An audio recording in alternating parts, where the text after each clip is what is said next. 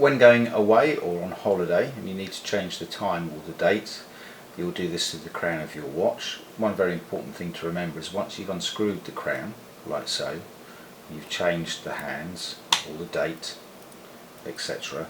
Always make sure that you push the crown back in and screw it down finger tight. The crown works in a similar way to the hatch of a submarine. When the hatch is open, the sub floods and the sub sinks. Same with the watch. When the crown is open, water gets in and then you're in big trouble. Your watch potentially could be ruined.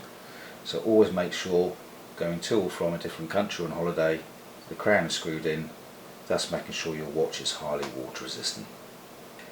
If your watch has been subjected to salt water is very corrosive. It's always worth, once you come out of the sea, is to give your watch a rinse off with tap water or bottled water, just to knock off any salt crystals, to stop any crystallization.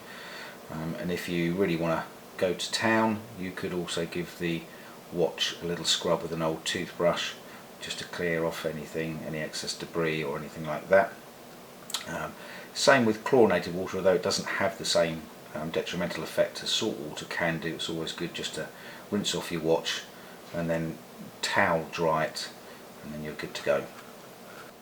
If whilst on holiday or overseas you happen to notice that your watch has moisture inside of it or water ingress, then it is important to try and get this taken care of as soon as possible. Obviously it may not be possible or convenient to go to a watchmaker or service centre whilst you're away. So one thing you can do is unscrew your crown on your watch to the fullest position.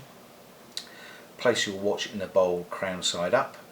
Cover the watch in uncooked rice. Rice has an affinity to moisture, and hopefully the rice will draw out any excess moisture inside your watch. Obviously leave it in its bowl, ideally in somewhere like an airing cupboard where it's warm, to help draw the moisture out. Once it's done this, obviously then make sure your crown is screwed down, and then upon your return get your watch as quick as you can to your service agent or watchmaker to be able to then take care of the necessary details. If your watch is automatic or manual and is wound down, to get your watch running again, it is best not to shake the watch like a lot of people seem to do. That actually is incorrect. It can damage the movement and the timekeeping of the watch. The correct and sensible way of doing it would be to unscrew the crown or pull the crown out to its first position, manually wind the watch to get it going. The amount of winds you want to put into the watch will be 20 to 30 winds, or until, if it's a manual wound watch, you start to feel some resistance. Then simply screw the crown back down, put the watch on your wrist and wear the watch as normal. It will then have enough power from manually winding it in its power reserve for the watch then to comfortably be worn and to carry on powering itself from the oscillating weight. That would then allow you to take the watch off, put it down, pick it back up at any given point and carry on wearing it without any loss of time.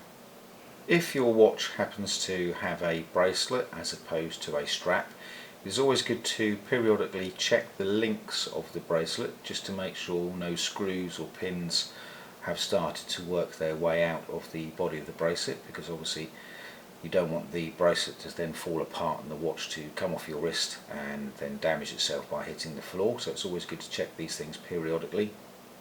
And if you do have any issues and you're not confident to resolve those yourself, then obviously go and see your local watchmaker or service centre and have those issues then taken care of. If your watch happens to get particularly dirty, or your bracelet happens to get particularly dirty, then in between the links you may find you'll have a build-up of dirt, which can leave black marks on your wrist or on your clothing.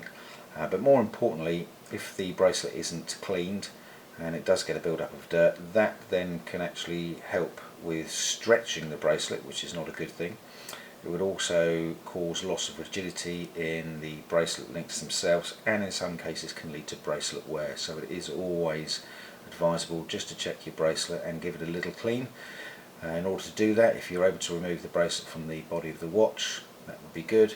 You can use an old toothbrush and a little bowl of warm soapy water to clean in between the links, rinse the bracelet off with fresh water, tap water or bottled water, and then hand dry with a towel and leave it to dry for about half an hour or so, and then the bracelet should be clean and ready for you to wear again. When it comes to the servicing of your watch, whether it be manual, automatic or quartz, it is worth remembering to have your watch serviced on a regular basis, like that of a vehicle. Inside a watch there are many moving parts. There is oil, there are rubber seals and gaskets, of which any of these can become congealed, dry up, and then that can in itself compromise the water resistance and timekeeping of your watch. So it is important to keep the longevity of your watch by having it serviced with an authorised service centre or service agent. If you happen to own a quartz watch, that is a watch that is powered by a battery cell, then you may find that when the battery is coming to the end of its life, your watch will start showing that by something that's called an EOL, which is an end of life indicator for the battery. And that's where the seconds hand would tend to tick and then jump, tick and then jump, and that's an indicator giving you the heads up that your battery is slowly about to die and that you probably have a month, maybe two at most, to have the battery replaced. So it is important to have that done, because if you do not replace the battery inside of a watch and that battery were to corrode, you could end up with a rather large and hefty repair bill, as obviously the liquid that's inside of a battery that powers a battery is corrosive, and potentially you will stand a chance of the battery leaking and eating the circuitry board of your watch. Something to bear in mind, whether you own a quartz, manual or automatic watch, during any given day there is 86,400 seconds. And most modern watches, that would mean your watch does around about 691,200 beats, which is quite a lot, so it is worth remembering to keep your watch maintained and serviced, as in the long run this could save you a lot of money and a lot of heartache.